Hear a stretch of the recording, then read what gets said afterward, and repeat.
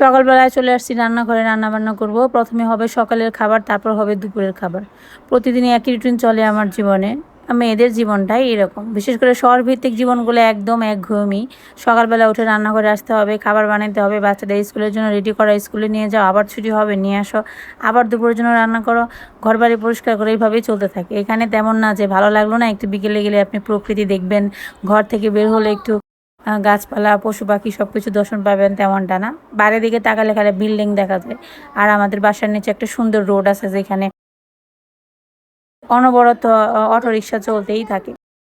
আজকে সকালে বানিয়েছি রুটি আর হচ্ছে ডিম ভাজা করলাম, আর ফ্রিজে ভাজি ছিল একটি। আমার ভাইকে দিয়ে দেবো রুটি, সাথে হচ্ছে একটু ভাজি, আর আমরা রুটি আর ডিম ভাজি খাবো। আর এদিকে ঈশান বাবাকে অনেক কষ্টে জোর করে ঘুম থেকে তোলা হয়েছে, উনি এখন রান্নাঘরে বসে বসে ব্রাশ করতেছে। ঈশানের হচ্ছে রান্নাঘরটা খুব পছন্দ। আমি যখন রান্না করি বা কখনো কাজ করি তখন এসে রান্নাঘরে বসে থাকবে। যদি টিভি দেখে তা না হলে বসে থাকবে না, যদি টিভি না দেখে তাহলে বসে থাকবে। আমি না করলেও শুনে না, সবসময় রান্নাঘরে এসে বসে থাকবে। এদিকে হচ্ছে টিফিন করতেছি ওদের স্কুলের জন্য। প্রথমে হচ্ছে সকালের খাবার রেডি করলাম, তারপর টিফিন করলাম। সকালের খাবার আর টিফিন বানাতে বানাতে আমার প্রায় সকাল 8টা থেকে 9টায় বেজে যায়। মানে এই সময়টাতে আমি আর অন্য কোনো কাজ করতে পারি না, শুধু সকালের খাবার আর টিফিন বানাতেই চলে যায়। তারপরে যে ভাইয়ের জন্য এখন রেডি করে দিলাম রুটি আর হচ্ছে ভাজি দিয়ে দেবো। ভাত দিলে ভালো হতো, কিন্তু ভাত নষ্ট হয়ে যাবে, ও খেতে খেতে অনেকটা দেরি হয়ে যায়, এর জন্য রুটি আর ভাজি দেই। মানে রুটির সাথে মাঝে মাঝে ডিম ভাজি দেই, মাঝে মাঝে ভাজি করতে পারলে সেটা দিই, তরকারি দিই, এইভাবে আর কি মিক্সড করে দেই। আর ওইদিকে হচ্ছে ঈশানা সারার জন্য টিফিনে চিকেন ফ্রাই চুলাই দিয়ে আসছি, ওইটা হচ্ছে। এদিকেই আমার ভাইয়েরটা রেডি করব, তারপর হচ্ছে ঈশানার সারাটা রেডি করব।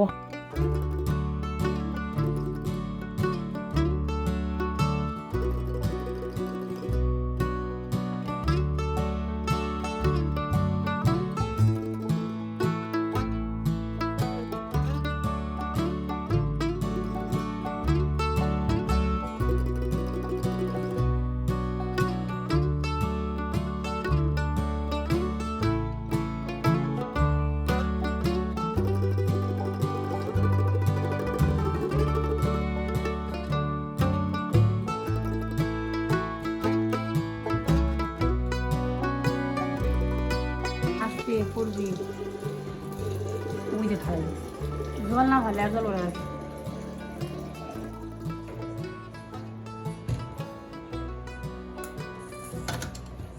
ভালো করে লাগে।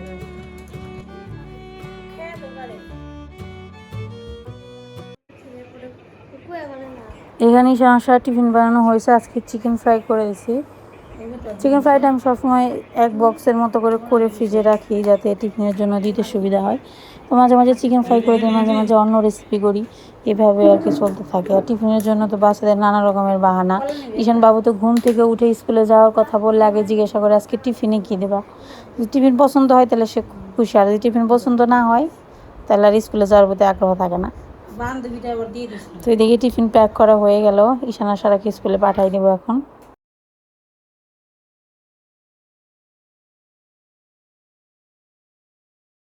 পুরা সকালবেলাটা এত ব্যস্ততার মধ্যে কাটে সেটা বলার বাইরে।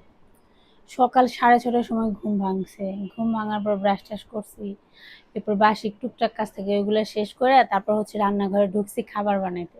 আজকে আরেকটা ঘটনা ঘটছে। ঘটনাটা হয়েছে কি, আজকে বানাইতে চাইছিলাম পরোটা, তো পরোটা আর পাওয়া হয় নাই। ব্যাপারটা হয়েছে কি, যে গরম জল দিয়ে তো পরোটা মাখতে হয়, তো প্রথমে তেল আর লবণ মিক্স করছি আটার সাথে, কিন্তু গরম জল দেওয়ার সময় গরম জলটা বেশি পড়ে গেছে, যার কারণে আটাটা এত পরিমাণ ঝুলা হয়েছে, এখন যতই দিতেছি ততই লাগতেছে, যতই দিতেছি ততই লাগতেছে, এমন নরম হয়ে গেছে। পরে আর বেলতেই পারিনি। মনে করেন যে পুরো যে কাজটা আমার 10 মিনিটে ছিল সেই কাজটা আমাকে 1 ঘন্টা মানে সময় নিয়ে করতে হয়েছে, এতটা সময় লাগছে। মাঝে মাঝখানটাতে এমন বিরক্ত লাগছিল, মনে হয়েছিল যে বানাবো না, বাকিটুকু ফালাই দেয়, এরকম একটা অবস্থা। তারপর কষ্ট করে রুটিগুলো বানাইছি, কারণ বানাইতে কষ্ট হলেও আসলে কি বলেন তো, ফেলে দিতে তো মায়া লাগে, খাবার তো। যাই হোক, তারপর সকালবেলা রুটি বানাইছি, বাচ্চাদের জন্য টিফিন বানালাম, আমার ভাইকে দিলাম টিফিন করে। তারপর ওদেরকে খাওয়া দাওয়া করে ওরা সবাই যার যার কাজে বেরিয়ে গেছে, মানে হচ্ছে ঈশান সারাকে স্কুলে দেওয়া হয়েছে, ওর বাবা ওদেরকে স্কুলে দিয়ে একটু হাঁটাহাঁটি করে সকালবেলা, তারপর হচ্ছে টুকটাক বাজার থাকলে সেগুলো আর কি করে নিয়ে আসে। আর আমার ভাই চলে গেছে তার কাছে।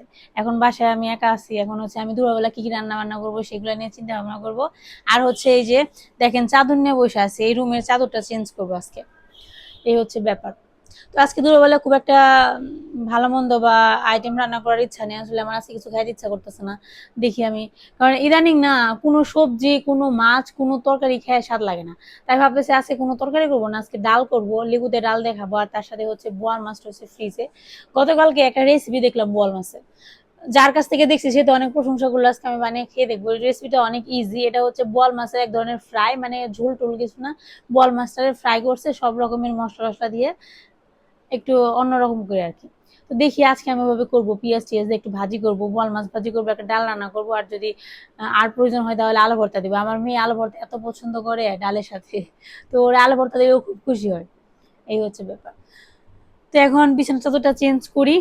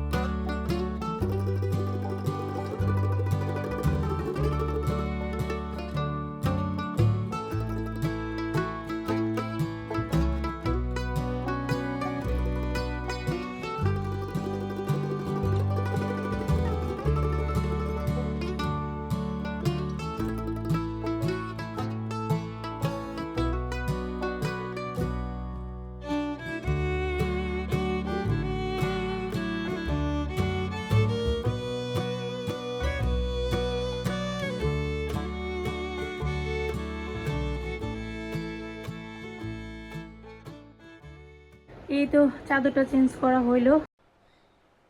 এই চাদরটার বয়স অনেক দিন হয়েছে, এরপরে অনেক চাদর কিনছি, কিন্তু এটার মতো এত ভালো চাদর পাই না, এটার কোয়ালিটিটা খুবই ভালো ছিল। এটা কিনছিলাম আমাদের যেখানে যে কলোনি বাজার সবসময় আমি কেনাকাটা করি, ওইখান থেকে কিনছিলাম। কিন্তু এই চাদরটা এত ভালো পড়ছে, মনে করেন অনেকদিন হয়ে গেছে, কিন্তু চাদরের কালারটা এখনো আগের মতোই আছে, হালকা একটু ফেড হয়েছে আর কি। কিন্তু এরপরে যতগুলো চাদর কিনছি সবগুলো কালার টালার মনে করেন যে 1 মাসের মধ্যেই যাইয়ে পুরো দেখা গেছে যে অবস্থা খারাপ, কিন্তু এই চাদরটাও খুব ভালো। আজকে বোয়াল মাছ একটু অন্যরকম ভাবে রান্না করব, সবসময় তো সবজি দিয়ে মশলা দিয়ে ঝোল করি, আজকে একটু অন্যরকম করে করব। আজকে আর মাছের ঝোল খাইতে ইচ্ছা করতেছে না, একটা রেসিপি দেখছিলাম ইউটিউবে, তো ভাবলাম এইভাবে করে দেখি কেমন লাগে। তো মাছটা সুন্দর করে আগে ধুয়ে পরিষ্কার করে নিতে হবে, তারপর ছোট ছোট সাইজ করে কেটে নিয়েছি, একদম ছোট ছোট। এখানে কিছু মশলাপাতি দিতেছি, রসুন বাটা, পেঁয়াজ বাটা, তারপর হচ্ছে আদা বাটা, জিরে ধনিয়া গুঁড়া, হলুদ মরিচের গুঁড়া, লবণ, এই সমস্ত মশলাগুলো পরিমাণ মতো দিব। আর তার সাথে আমি একটা সিক্রেট মশলা দেবো, সেটা হচ্ছে যে মাছের মশলা না অবশ্য, এটা হচ্ছে চিকেন ফ্রাইয়ের মশলা। এই চিকেন ফ্রাই মশলাটা আমি মাঝে মাঝে চিকেন তরকারি রান্না করার ক্ষেত্রে ব্যবহার করি, মাঝে মাঝে মাছ ভাজার ক্ষেত্রে ব্যবহার করে থাকি, সব মাছের ক্ষেত্রে না। কিছু কিছু মাছ আছে যেগুলো মশলা ছাড়া খাওয়া যায় না, যেমন বোয়াল মাছ কিন্তু মশলা ছাড়া কল্পনাই করা যায় না খাওয়া, আমার যতটুকু ধারণা আর কি, কারণ এই মাছগুলো খাইতে একটু অন্যরকম। তো এগুলো মশলা না দিলে খাওয়ার সময় কেমন যেন একটা বাজে গন্ধ আসে, রান্না করার পরও আসে। এর জন্য বেশি করে মশলা দিয়ে আর কি রান্না করতে হয়। এর জন্য আমি চিকেন ফ্রাইয়ের মশলা একটু মিক্সড করে দিলাম যাতে একটা ফ্লেভার আসে সুন্দর। তো দেখেন সব রকমের মশলা দেওয়া হয়ে গেছে, এখন সুন্দর করে মাখিয়ে নেব। আর এটাকে হচ্ছে পেঁয়াজ দিয়ে একটু তেল দিয়ে কড়া করে ভাজবো, মানে হচ্ছে লাল লাল করে ভাজবো, তাহলে খেতে একটু অন্যরকম লাগবে। মাছের ঝোল খেলে ভালো লাগে না, তো আজকে ভাবলাম একটু কড়া করে ভেজে তারপরে পেঁয়াজ দিয়ে খেয়ে দেখি। যেমন আমরা মাছের তেল আলাদা করে রান্না করে খাই না, একটু কড়া কড়া করে কালো কালো করে, আজকে বোয়াল মাছটা ওইভাবেই ভাজি করব।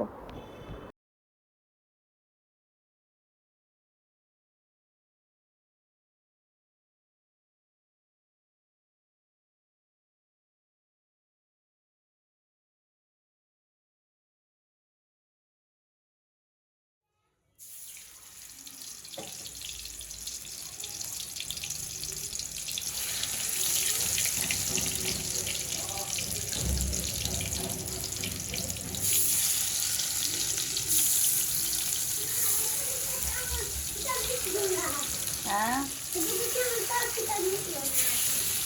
মিশলো না, কি মিশলো না? পরে দিক যা। এখন যদি মাছ করাইতে লেগে ধরে তাহলে আমার 800 টাকা নেবো। কি তোমার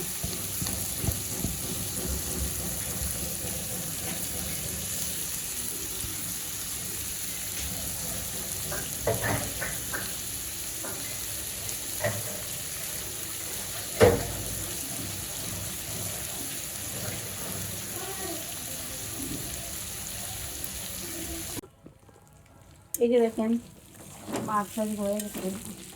মাছ অনেক তেল উঠছে, তেলটা আমি আলাদা করে রেখে দিই, এত তেল থাকলে ভালো লাগে না মাছে। এই যে পেঁয়াজ ভাজি করে আগে রাখছিলাম, কারণ মাছের সাথে দিলে ভাবলাম যদি আবার হয়ে যায়, পেঁয়াজ দিলে বেশি ভাজা হয়ে যায়, অথবা অনেক সময় দেখা যায় পরে দিলে কম ভাজা হয়, আগে দিলে বেশি ভাজা হয়। এই জন্য আগে পেঁয়াজটা ভেজে উঠিয়ে রাখছিলাম, এখন মাছের সাথে মিক্সড করে দিলাম। ব্যাস, এই হচ্ছে আমার আজকে বোয়াল মাছ ভাজা, স্পেশাল বোয়াল মাছ ভাজা পেঁয়াজ দিয়ে। আজকে খুবই সাধারণ বান্না করলাম। মাছের ঝোল আর খাইতে ইচ্ছা করতেছে না প্রতিদিন, আর বললাম এটা করলাম ঝুড়ি। এখন হচ্ছে দুপুরবেলা খাওয়া দাওয়া শুরু হলো। আমি অবশ্য আগেই খেয়ে ফেলছি, সার বাবা খায় নাই। তো এই তো মাছ ভাজি দিয়ে খাইতেছে। সত্যি কথা বলতে মাছ ভাজিটা খাইতে এত মজা হয়েছে, আপনারা চাইলে খেয়ে দেখতে পারেন। এটা যে শুধুমাত্র বোয়াল মাছ দিয়ে করতে হবে তা কিন্তু না, আপনারা অন্য যে কোনো মাছ দিয়ে করতে পারেন, ছোট মাছ দিয়ে বড় মাছ দিয়েও করতে পারবেন। আর রুই কাতলা মাছ দিয়েও অনেক ভালো লাগবে, একটু কড়া করে মুচমুচে করে ভেজে মশলা দিয়ে খেলে কিন্তু দারুণ লাগবে খেতে। আমার তো পার্সোনালি এই মাছ ভাজাটা আজকে খুব ভালো লাগছে। আর এদিকে দেখেন এই যে পাতলা পাতলা মুসুর ডাল রান্না করছি, আর তার সাথে হচ্ছে আলু ভর্তা করছি। এই ছিল আমার আজকের দুপুরের খাবারের মেনু। ইদানিং আমার মাছের ঝোল খাইতে ইচ্ছা করে না, এরকম ডাল আলু ভর্তা ঝাল করে এগুলোই ভালো লাগতেছে, এর জন্য আজকে করলাম।